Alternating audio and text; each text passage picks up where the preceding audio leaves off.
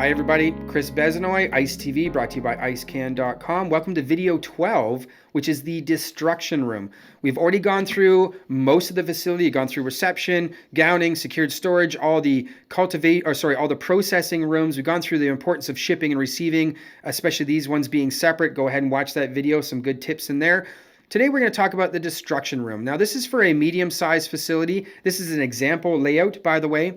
Just like any other room, I highly recommend the destruction or denaturing area come complete with an access control door.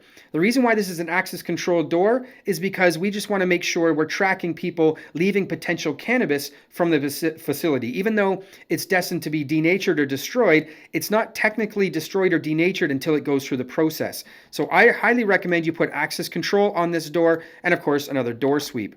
You notice that this destruction or denaturing area features a second door. This is an ideal feature. The reason being, denaturing or destruction of cannabis is a dirty process. Remember we talked about in another video, we want to keep clean, clean and dirty, dirty.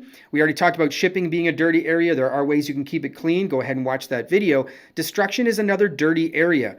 It does not have to be GXP compliant. You do not need to build it out to meet any sort of compliance in the way of washable walls. It doesn't have to be an epoxy coated floor. It doesn't have to have coving. It doesn't have to have food grade sealant. It doesn't have to have any of that stuff because it's considered a dirty process.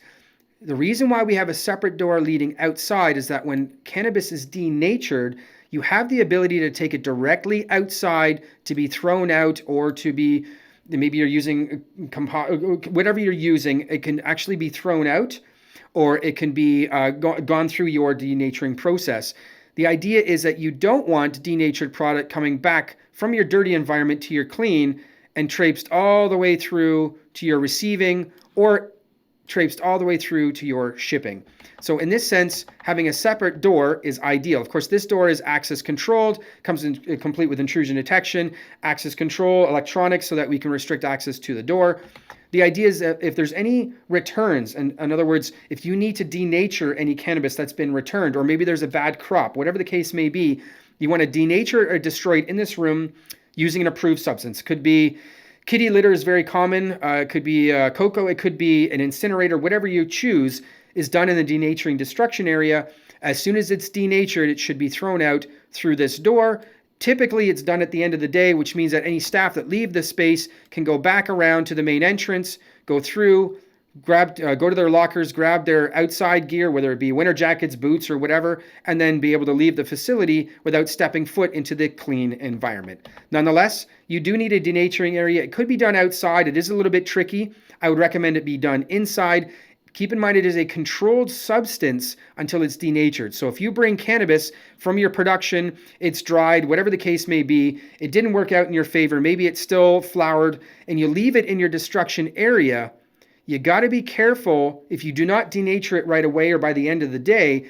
This could be considered a secured storage area. It happened a lot in North America, specifically in Canada, where regulatory bodies considered any cannabis stored overnight to be done in a secured storage area, a higher secured area.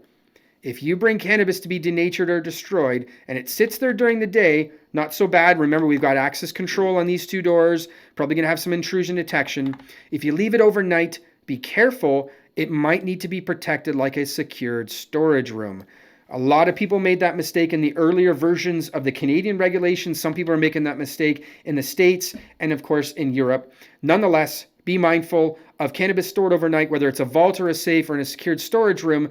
Don't make your shipping, your receiving, or your destruction into a secured storage by accident. Nonetheless, pretty simple. Destruction, denaturing. Make sure you have SOPs wrapped around how you're denaturing, what you're going to do to the product to denature it, and what happens after it's gone. Of course, you could have some tracking software in here. Make sure you track your denatured product to meet compliance. Nonetheless, next video we're going to go through, we're actually going to start heading into the facility a little bit more, and we're going to talk about the receiving and quarantine area. Thanks for watching. Stay tuned for video 12, Receiving and Quarantine. This informative video was brought to you by icecan.com, the industry's first marketplace for new and used equipment. Whether you're looking for brand new equipment for your cannabis venture, maybe you're looking for some used equipment, we can easily source that for you and ship it to you anywhere in the world, right to your front doorstep. Maybe you're looking for some services. We know a lot of great people in this industry. You've been around for the past 10 years. We can easily help you and refer you to anybody that you may need, whether it's advisory services, regulatory compliance, maybe you're looking for some funding for your cannabis venture. Either way you look at it, we can easily help source that consultancy or that service you may need. Once again, thanks for watching. This is ICE TV, brought to you by icecan.com.